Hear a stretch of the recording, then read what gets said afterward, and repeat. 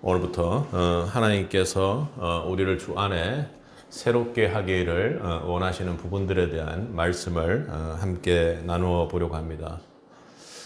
여러분 다시 기도로 다시 새로움 받는 새빛이 되기를 축복합니다. 여러분 여러분이 이제 사는 인생 중에서 가장 어렵고 또 기도로 새로움 받는 것이 참으로 난감할 정도로 여러분 마음을 힘들게 하는 경우들이 있습니까? 저는 가장 어려운 것이 우리 인생 중에 인간관계 속에서 오는 여러 가지 어려움 때문일 것 같습니다. 그러니까 뭐 갈등이나 그런 어려움도 있지만 인간관계를 해 나가기 위한 것. 그러니까 한 존재와 존재가 만나서 아주 하나님 방식대로 정상적인 관계를 해 나간다는 것이 참으로 쉽지 않은 일 같습니다. 누구 인간관계 맺는 거 정말 지긋지긋하다 이런 말이 나올 정도로 그렇게 지긋지긋한 정도로 계속 봐야 되는 인간관계들도 있고 또 너무나도 그립고 보고 싶음에도 불구하고 결코 보지 못하는 그런 인간관계들도 있지 않습니까? 그리고요, 별 문제가 없는 인간관계도 있지만 계속해서 지속적으로 갈등이 일어나고 내 마음을 두렵고 또 두근거리게 하는 그런 인간관계들도 있는 것 같습니다. 뭐 가장 가까이는 가족, 또 배우자, 그리고 속썩이는 자식들, 그리고 또 직장의 동료들, 모든 것이 인간관계 속에서 우리는 살아나가고 있습니다. 상사 때문에, 자식들 때문에 우리가 어디서 살든 사람과 만나 부딪히고 싸우고 때론 또 등을 돌리고 상처를 주기도 하고 아예 관계가 단절돼서 수십 년 동안 보지 못하는 그런 관계들도 있습니다. 여러분, 이 복잡하고 때론 무미건조하고 때론 깨져버린 인간관계를 우리는 어떻게 새롭게 할 수가 있을까요? 그냥 그대로 놔두어서는 안 될 것이 분명하고 또 새롭게 맺는 인간관계를 좀 더 잘하면서 담대히 우리가 복음을 전할 수 있도록 해야 할 것입니다. 오늘 하나님 주신 말씀 안에 명확한 처방전과 답이 있습니다. 바울 사도가 에베소 교인들에게 하고 있는 오늘의 본문의 말씀은 단 한마디로 요약하면 주 안에서 새롭게 관계를 해야 한다라고 그렇게 강하게 권면하고 있습니다. 그러니 우리의 인간관계를 그리스도 안에서 해야 한다라는 것으로 오늘의 말씀을 봤습니다. 아주 강력하게 따끔하게 에베소 교인들을 향해서 경고를 하고 있습니다. 그도 그럴 것이 에베소 자체가 매우 많은 사람들이 드나드는 곳이고 그곳에서 각양각색의 이야기들 그리고 또 상인들이나 이런 많은 사람들 때문에 말도 또 행동들도 전혀 성경적이지 않은 행동들 그리고 사고들이 난무하고 있던 교회였습니다. 오늘 바울이 주는 이 말씀은 단순히 깨어진 관계를 회복시키고 붙이라는 그런 의미를 넘어서는 것입니다. 이 말씀 안에서 우리가 경험하고 있는 모든 인간관계가 새롭게 되는 은혜가 있길 그 처방전을 여러분들이 받아가시기를 축복합니다. 먼저 바울은 이렇게 이야기를 합니다. 인간관계, 교우관계, 그리고 그리스도인의 성도가 인간관계를 하기 위해서는 우리의 혀를 제어해야 한다고 그렇게 이야기를 합니다. 29절에서는 이렇게 명하죠. 함께 읽겠습니다. 무릇 더러운 말은 너희 입 밖에도 내지 말고 오직 덕을 세우는데 소용되는 대로 선한 말을 하여 듣는 자들에게 은혜를 끼치게 하라. 이렇게 이야기를 합니다. 여기서 바울 사도가 말하는 더러운 말은 헬라어로 사프라스 로고스란 말은 여러분들이 아시죠? 이 사프로스라는 말은 문자적인 의미는 썩고 부패한 쓸모없는 이라는 이야기입니다. 그러니까 썩고 부패하고 그리고 더 이상 쓸모없는 말이 입 밖으로 나와서는 안 된다는 이야기를 하는 것이죠. 썩은 과일, 부패한 과일은 아무리 겉보기에 멀쩡해 보여도 우리의 몸을 병들게 할 것입니다. 먹게 되면. 그리고 또 그 과일들이요. 멀쩡한 과일들 옆에 있을 때는 나머지 과일들도 썩고 부패하게 만들죠. 더러운 말은 관계 속에서의 생명력을 갉아먹고 영혼을 병들게 하는 독소와 같습니다. 우리의 말이 단순히 생각 없이 내뱉는 소리가 아니라 관계의 건강을 좌우하는, 그 관계의 건강한 관계를 좌우하는 그 삶에서의 핵심 키가 되는 것을 여러분 영적으로 분명히 인지하셔야 됩니다. 바울은 이 더러운 말이 구체적으로 어떤 형태로 나타나는지도 다시금 이야기를 하고 있습니다. 31절을 한번 읽겠습니다. 너희 모든 악독과 노함과 분냄과 떠드는 것과 비방하는 것을 모든 악의와 함께 버리고. 이 말씀은 그냥 단순히 거친 욕설하는 것, 그것을 이야기하는 것입니다. 욕설 자체도 문제이지만 그것보다도 훨씬 더 지금 심각하게 이해하고 있는 것은 그 말이 더럽다는 의미는 말 자체가 좋지 않은 말이란 의미를 넘어서 그 말 속에 상대방을 원색적으로 비난하는 험담, 미워하는 것이죠. 그리고 가시돋친 불평, 불만, 분노가 그 말 안에 들어와서 소리치는 것, 그리고 악의적으로 다른 사람들을 비방해서 관계를 깨트리는 그런 말들을 하는 것입니다. 이 모든 것이 관계를 좀먹는 더러운 말의 범주에 속하게 됩니다. 여러분, 우리 관계를 깨는데 가장 간단한 방법 뭐 있습니까? 우리 여기 이제 계시는 분들이 우리 관계를 한번 깨보자고 하면요, 좋지 않은 험담이나 안 좋은 말 한마디면 그냥 관계가 순식간에 깨어지고 마는 것이죠. 독설 한마디면 완전히 그냥 한 사람을 보내버릴 수가 있죠. 아무리 소중한 관계라 할지라도 입술로 한마디 잘못 내뱉은 더러운 말이 우리가 오랜 기간 동안 쌓아왔던 그것을 무너뜨리게 됩니다. 오늘 우리가 정말 간절하게 우리의 인생을 들여서 쌓아 올린 관계를 우리가 말 한마디로 깨트리고 있는 것은 아닌지 분명히 돌아볼 수 있길 바랍니다. 그렇다면 우리는 새로운 관계를 위해서, 또 관계를 새롭게 해 나가기 위해서는 무엇으로 채워 나가야 한다고 합니까? 본문은 명확히 어떻게 하라고요? 덕을 세우는 데 소용되는 대로 선한 말을 하여 듣는 자들에게 은혜를 끼치게 하라, 이렇게 이야기합니다. 하나님께서 주시는 첫 번째 팁은 우리가 인간관계를 새롭게 하기 위해서 우리의 혀를 제어해서 우리 혀를 통해서 나오는 말이 선한 말이 되고, 그 선한 말을 통해 하나님의 은혜를 상대방이 입게 하라고 그렇게 이야기하고 있는 것입니다. 그러니 여기서 말은 단순히 듣기 좋은 아부의 말이 선한 말이라는 것이 아니라 공동체의 관계를 유익하게 세우고, 그리고 상대방의 영혼에 하나님의 은혜가 넘칠 수 있는 이야기들이 여러분 입술을 통해서 고백되고 이야기되기를 명령하고 있는 것입니다. 그리고 여러분 입술에서 나오는 말이 단 하나, 야, 이게 하나님께 영광이 되겠는가 하고 여러분의 입술의 통로를 내어주라는 것이죠. 어려움에 처한 이에게는 여러분 희망을 줄 수 있어야 합니다. 절망하기에는 위로가 되면 좋겠습니다.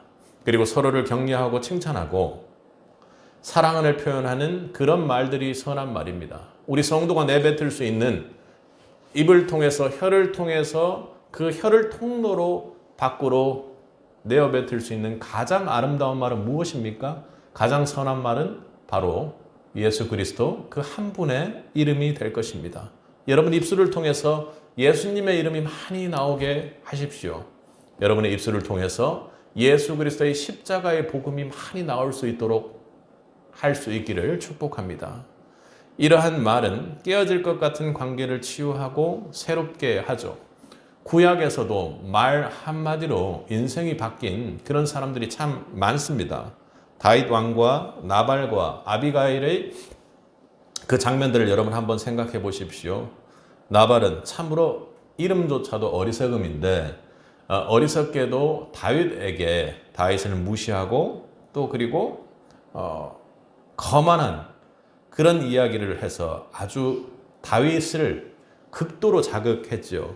내 떡과 내 물과 내 양털 깎는 자를 위해 잡은 고기를 내가 어디서 가져다가 알지도 못하는 자들에게 주겠느냐 이렇게 하면서 그죠?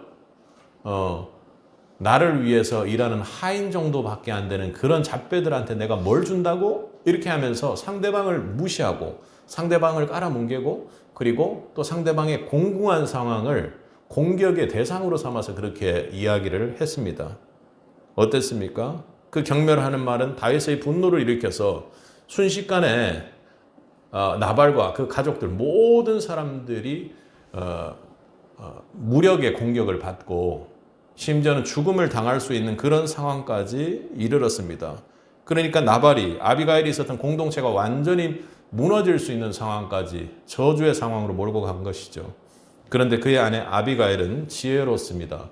첫말이 나의 주여, 주여, 하나님의 주여 하고 오히려 다윗을 높였습니다. 그리고 그 나발의 어리석음을 개의치 말라고 하면서 가장 분노한 부분에 대해서 이야기를 하나님의 지혜 안에서 하게 되었습니다. 분노를 가라앉히고 오히려 그를 더욱 존중하며 모든 어려움, 분노의 격분의 공동체를 파괴할 수 있는 어려운 상황을 막았습니다. 다윗의 불타는 분노를 진정시키고 아비가일의 말은 유혈 사태를 막아낸 것이죠.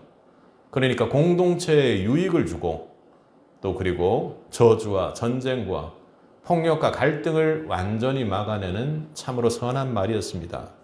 아비가일의 선한 말이 죽음으로 치달을 관계를 생명으로 돌리는 강력한 힘의 역사를 본 것이죠. 사랑하는 성도 여러분, 오늘 말씀은 우리에게 아비가일처럼 또 그리고 예수 그리스도의 이름을 내 입술로 통로를 바꾸라고 그렇게 선한 말을 하라고 촉구하고 있습니다. 썩은 말을 버리고 덕을 세우는 말을 선택하는 것이 성도 인간관계를 새롭게 하는 첫걸음입니다. 좋은 말, 선한 말을 하는 것은 우리가 머리를 써서 할 수 있는 것이 아닙니다. 결국에는 꼬이게 되죠.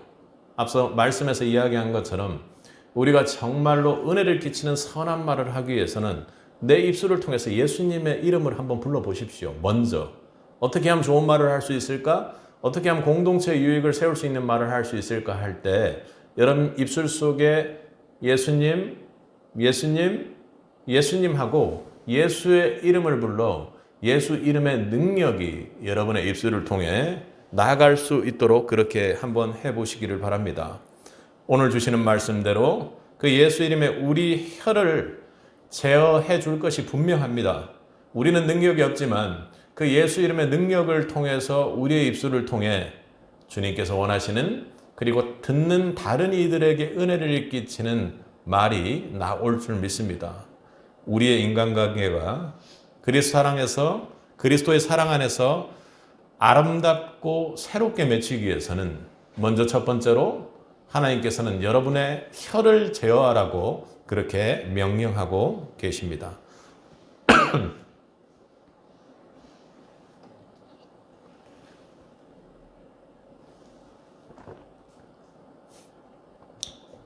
둘째로 우리의 인간관계를 새롭게 하기 위해 바울 사도는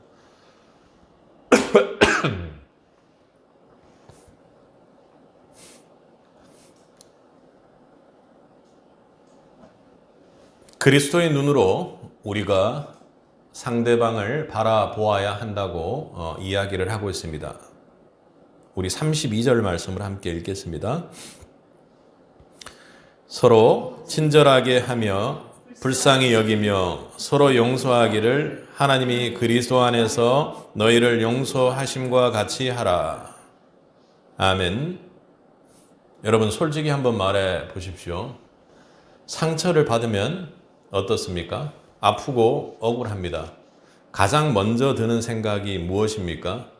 내가 저 사람을 왜 용서해? 공격해도 시원찮을 판에 공격해서 난리를 쳐도 화가 풀리지 않을 판인데 저 사람이 나한테 한 짓을 보면 내가 먼저 가서 이야기할 이유가 없지. 그렇게 되는 것이 당연합니다. 우리는 본능적으로 우리 자신을 방어하고 상대방에게 모든 책임을 전가하죠. 용서? 말처럼 그 쉬운 것 아니라는 거 여러분들이 아실 것입니다. 인간의 본능으로는 도저히 할 수 없는 것이 어찌 보면 상처받은 영혼이 하는 용서가 될 것입니다. 그런데 우리는 해야 하죠. 오늘 바울도 여기서 우리의 인간관계를 새롭게 하기 위해 우리를 억지로 무릎 꿇게 하는 강력한 명령을 합니다. 어떻게 용서하라고요? 하나님이 그리스도 안에서 너희를 용서하심과 같이 용서하라. 이렇게 이야기를 합니다. 여기서 중요한 것은 용서가 중요한 것이라기보다는 우리의 인간관계를 새롭게 하고, 물론 깨어져서 내가 용서해야 될 그 원수 같은 대상을 용서하는 마음도 마찬가지입니다. 새로운 관계, 말에 의해서 상처건 어떤 관계가 틀어진 것이건 그 관계를 새롭게 하기 위해서는 어떻게 해요? 우리가 하나님께서 그리스도 안에서 우리를 용서한 것처럼 그 사람을 바라보고 대하라는 것입니다. 누군가를 용서하고 깨어진 관계를 새롭게 하고 또 우리 인간관계를 새롭게 하는 것은 어디서 온다고요? 내 안에서 오는 것이 아니라고 지금 이야기를 하는 것입니다. 어디서 오는 것입니까? 바로 그리스도 안에서 온다고 이야기합니다. 우리가 도무지 용서받을 수 없는 죄인이었습니다. 그리스도 안에서 우리를 용서한 것처럼 한다는 것은 도저히 돌이킬 수 없는 죄인인 우리를 예수 그리스도의 보혈로 말미암아 하나님께서 아들을 내어주고 그 피값으로 우리를 삼으로 말미암아 우리를 용서하셨다는 것입니다. 그 복음의 진리, 그 무한한 사랑과 은혜를 통해서만 우리를 통해 용서라는 것이 나아갈 가능성이 생긴다는 것입니다. 이 용서의 원천, 주님께서 주시는 십자가의 사랑의 샘물이 없이는 결코 우리 힘으로는 그 어떤 누구도 온전히 용서할 수 없다라는 것을 이야기하는 것이고, 또 우리의 능력, 우리가 가지고 있는 마음으로는 결코 다른 사람과 하나님이 원하시는 새로운 인간관계를 맺어갈 수 없다는 것이 오늘 말씀의 근본입니다.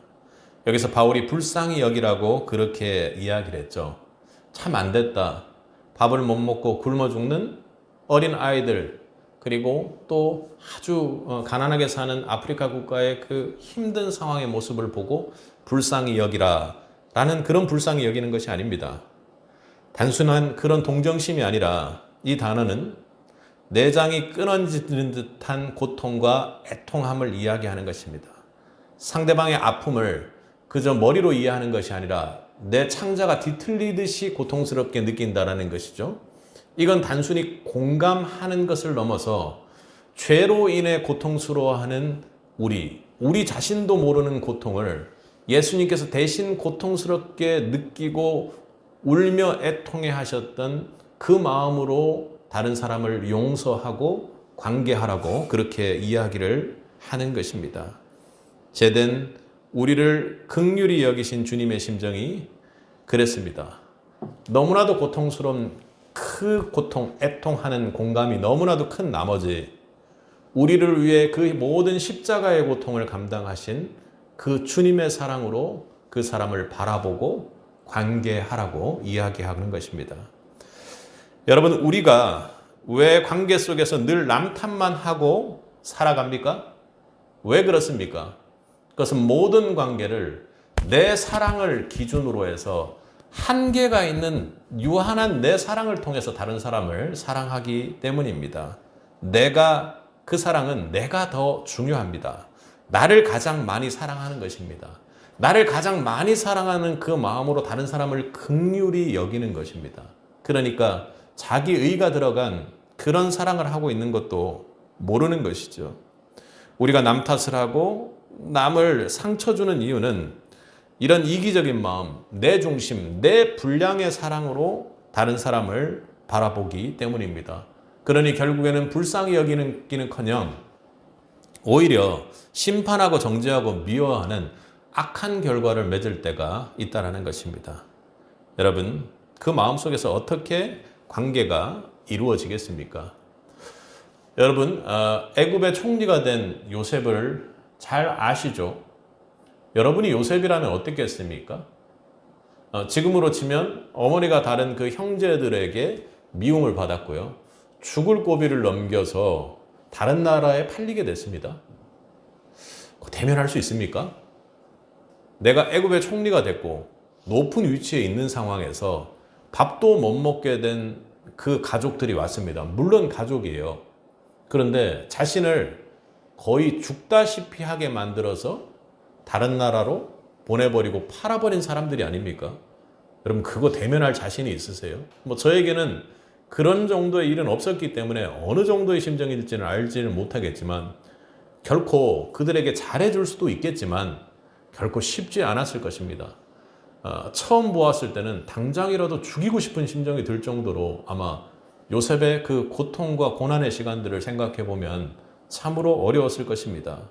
그런데 창세기에서 그들을 만났을 때 요셉은 그렇게 이야기를 하죠. 하나님이 생명을 구원하시려고 나를 당신들보다 먼저 보내셨나이다. 이렇게 고백을 합니다. 요셉의 용서는 인간적인 용서, 감정적인 용서를 뛰어넘는 것입니다. 그러니 요셉도 자신의 인간적인 모습으로 내 인간의 능력으로는 결코 용서할 수 없는 일을 겪은 사람입니다. 그런데 그는 그 형제들의 죄악의 이면에 다 알 수는 없지만 분명히 그 형제들의 죄악 이면에도 하나님의 놀라운 선한 계획이 있는 영적인 눈을 가지고 그것을 믿었습니다. 그리고 그는 그들의 두려움과 어려움을 볼 수가 있었습니다. 왜요? 하나님의 놀라운 선한 계획, 하나님의 시선에서 그들을 바라볼 수 있었기 때문에 그것이 가능했던 것이죠. 하나님의 은혜가 요셉을 하나님의 시선으로 원수를 바라볼 수 있는 그런 사람으로 만들었던 것이죠. 그랬더니 깨어진 그들의 인간관계가 회복되고 이스라엘이 회복되는 은혜의 역사들이 일어나는 것이 아닙니까? 사랑하는 성도 여러분, 오늘 여러분 안에 아직도 해결되지 않은 관계가 있습니까? 그것은 원수된 관계뿐만 아니라 여러분이 일상적으로 누리고 있는 여러 관계들, 그리고 또 새롭게 뭔가 관계를 해야 되는데 그런 것에 여러분 어려움을 겪고 있지는 않은지요? 그렇다면 오늘부터 여러분 십자가 앞에 엎드려 십자가를 바라보시기 바랍니다.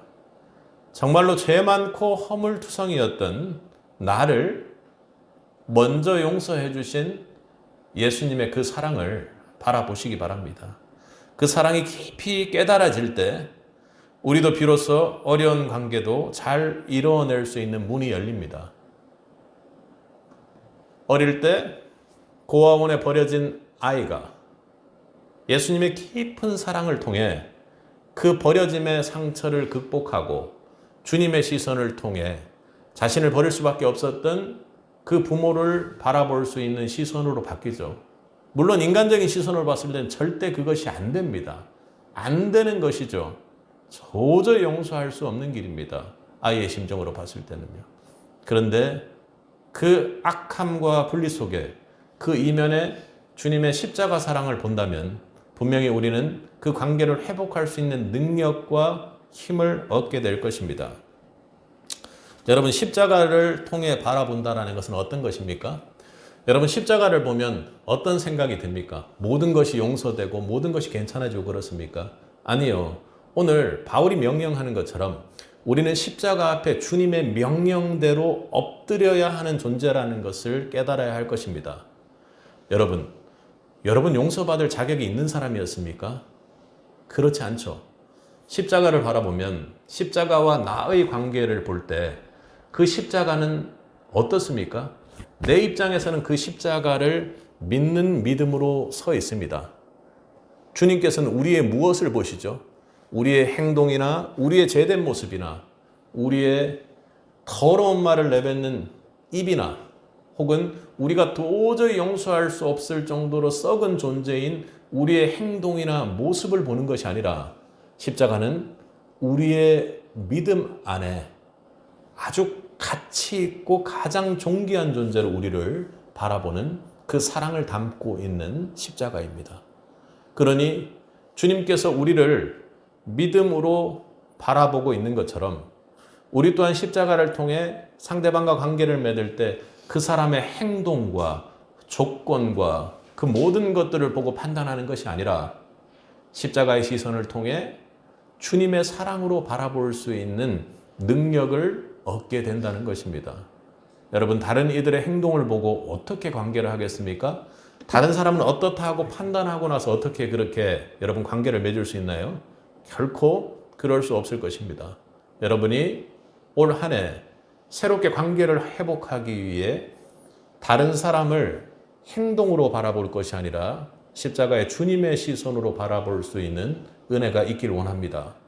그리고 또한 새롭게 관계를 맺을 때도 이 사람이 어떤 사람이구나 하는 거, 우리가 인생을 살아온 경험이나 경력을 보면 보자마자 어떤 사람일지 우리는 바로 판단하고 돌아가는 것입니다. 물론 그래요. 우리 육신은 그렇습니다. 그런데 우리가 십자가를 바라볼 때 그 십자가 앞에 도저히 용서받을 길 없는 죄인이었던 우리가 용서받았다라는 것을 우리가 깨달을 때 주님께서 우리를 행동으로 보는 것이 아니라 믿음으로 바라봐 주신다라는 것을 우리가 깨달을 때 십자가를 통해 주님의 시선으로 한 영혼을 바라볼 수가 있는 것입니다. 그리스도 안에서 우리가 누릴 수 있는 가장 귀하고 참된 영적 자유이자 깨어진 관계를 회복시키는 두 번째 가장 중요한 것은 우리의 눈이 그리스도의 시선을 통해서 다른 사람과의 관계를 바라보는 것입니다. 여러분, 여러분의 시선이 내 육신의 눈이 아니라 십자가 안에 주님의 눈을 통해 그 관계를 바라볼 수 있는 은혜가, 그리하여 여러분 모든 관계들이 주님의 시선 안에 새롭게 되기를 축복합니다. 세 번째로,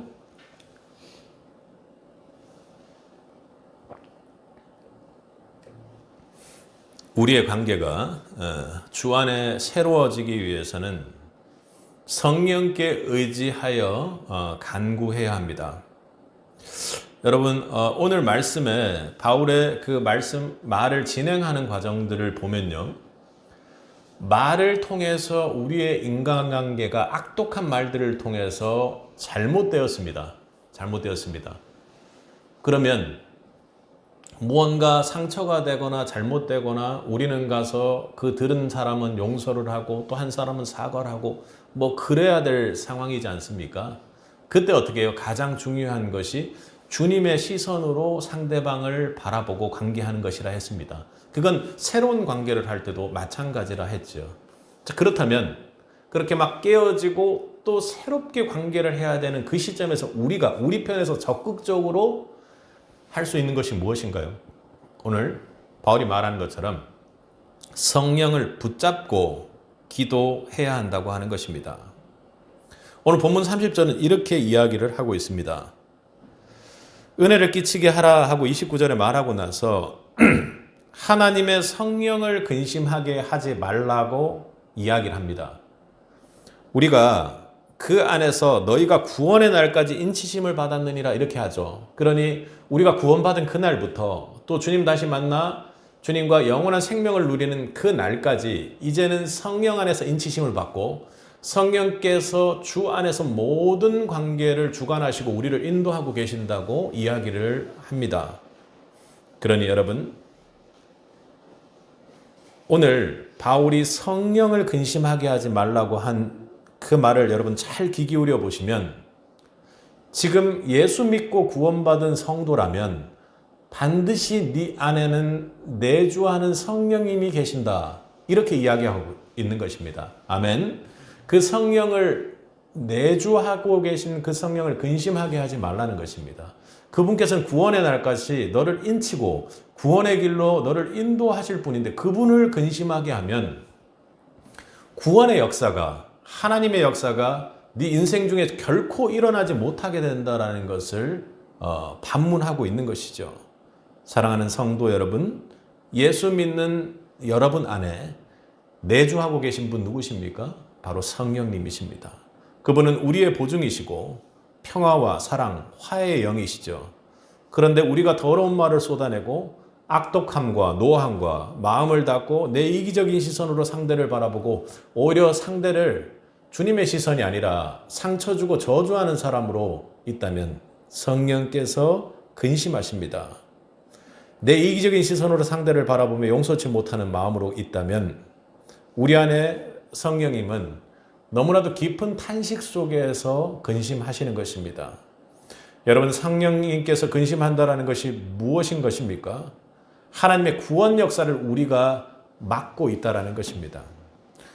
그러니 성령을 근심하게 하는 그 사람이, 성령을 근심하게 하는 그 성도가 어떻게 인간관계를 새롭게 할 것이며 어떻게 하나님의 역사를 보겠습니까? 결코 성령님을 아프게 했다면 인간의 노력으로 안 되는 관계의 문제, 성령이 근심하고 있기 때문에 우리의 관계가 모두 꼬여버리는 것은 아닐까요? 그러니 이제 우리가 나아가야 할 길은 명확합니다. 근심하고 계신 성령님께 모든 죄를 회개하고 그분의 능력이 우리의 관계 속에서 자유롭게 역사하실 수 있도록 길을 열어야 할 것입니다. 그 유일한 방법이 무엇입니까, 여러분? 그 유일한 방법이 바로 성령께 의지하여 기도하는 것뿐입니다. 여러분, 우리는 문제가 생기면 사람을 찾아가죠. 그리고 상황을 분석하고 대책을 세웁니다. 그리고 누가 잘했는지 잘잘못을 따집니다. 너무나도 빠르게 그것이 되는 것이죠. 그런데 우리 성도가 새롭게 관계를 형성하거나 깨어진 관계를 회복하기 위해서 하는 것이 성령 앞에 엎드려 성령을 붙잡고 기도하는 것이 아니면 결코 그 문제가 온전히 해결될 수 없다는 것을 기억하시기 바랍니다. 기도 없이는 아무것도 어떠한 관계도 새로워질 수 없으며 풀리지 않습니다. 우리의 의지와 능력만으로는 얽히고 설킨 관계의 매듭을 풀 수 있습니까? 그거 불가능합니다. 차라리 우리가 성령님께 의지해서요, 우리의 얽히고 설킨 것이 대체 어디서 얽혔는지도 알 수 없는데 그 얽힌 것들을 붙들고 주님 앞에 내어놓고 그렇게 기도하며 나아갈 때 성령께서 반드시 그 얽힌 실타래를 풀어주실 줄 믿으시기 바랍니다.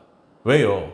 성도의 구원의 인생에서 오늘 말씀하는 것처럼 구원의 그날까지 그 안에서 인치심을 받은 우리이기 때문에 그렇습니다. 궁극적으로 우리에게 일어나는 관계나 우리 삶에 일어나는 모든 역사는요, 그분께서 주관하시고 그분께서 인도하시고 그분께서 가르쳐 주시고요, 그분께서 올바른 길로 우리를 이끌어 가시기 때문입니다. 아멘.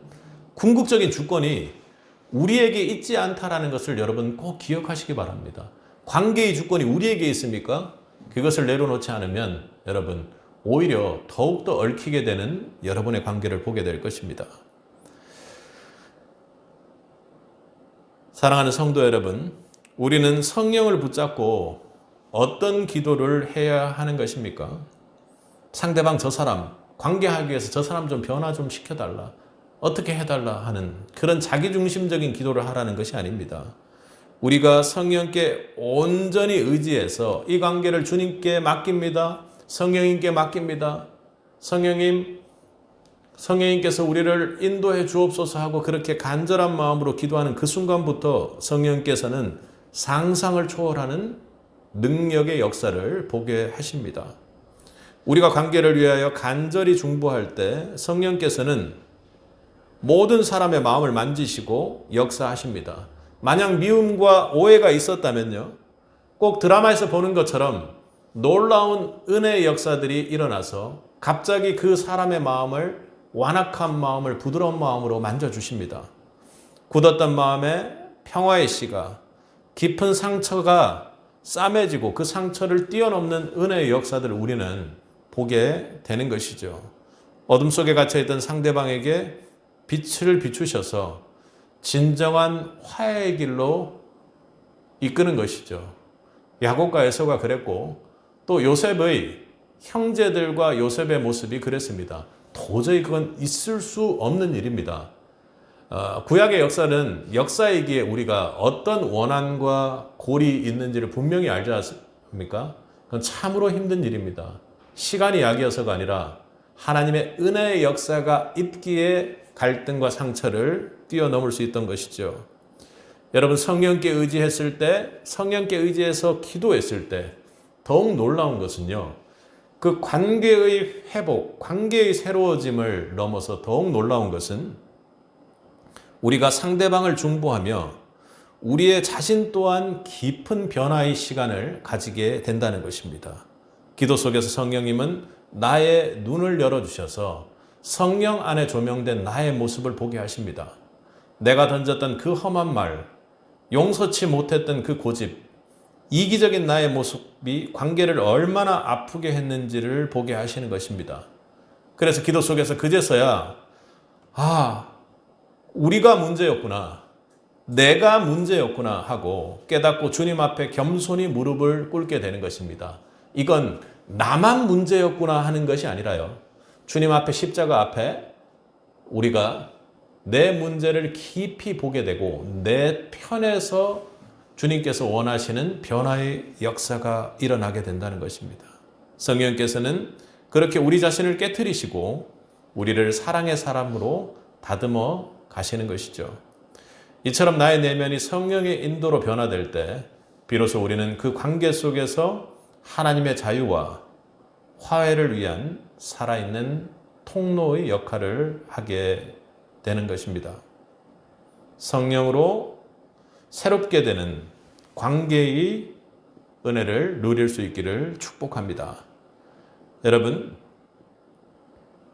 우리가 꾸준히 무릎 꿇고 기도할 때 성령님께서는 우리 안에서 근심 없이 역사하시고 또 우리를 통해서 하나님의 관계와 관계의 치유의 역사와 또 회복의 역사를 보여주십니다.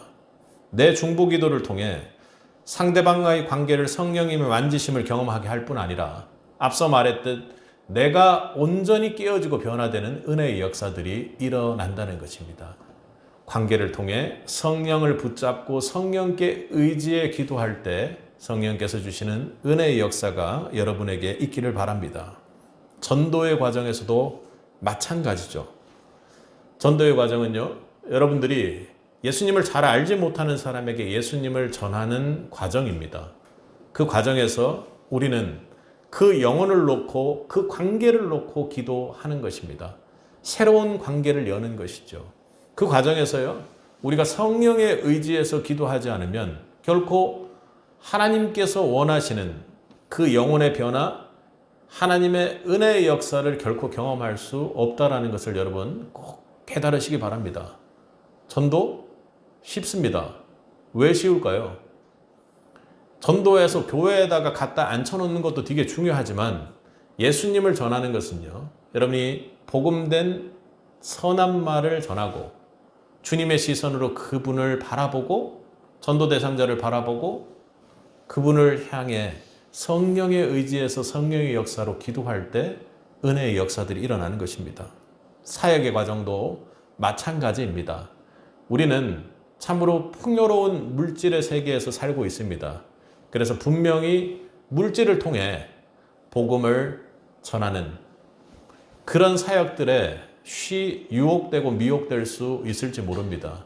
그러나 정녕 중요한 것은요, 사회 과정에서 한 영혼을 살리는 길은요, 내 입에서 복음의 말씀이 나오고 그리고 주님의 시선으로 애통하는 마음으로 한 영혼을 바라보며 성령께 의지해서 우리가 간절히 기도할 때 성령께서 은혜의 역사로 한 영혼 한 영혼을 하나님 뜻에 맞추어 기도해 나가시는 것입니다.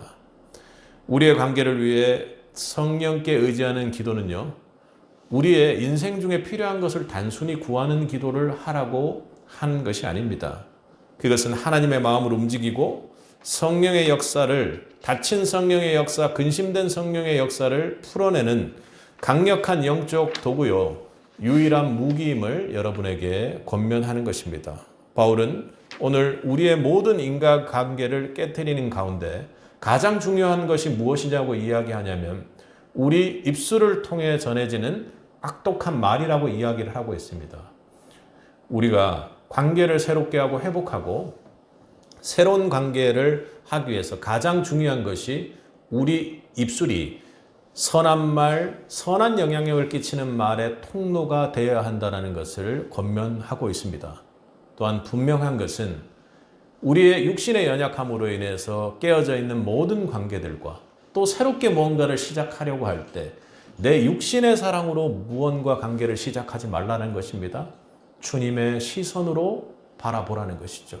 그리고 구원받고 또 주님을 만나는 그날까지 성령의 완벽히 의지해서 무릎 꿇고 엎드려 성령의 인도하심을 믿고 기도하라고 권면하고 있습니다.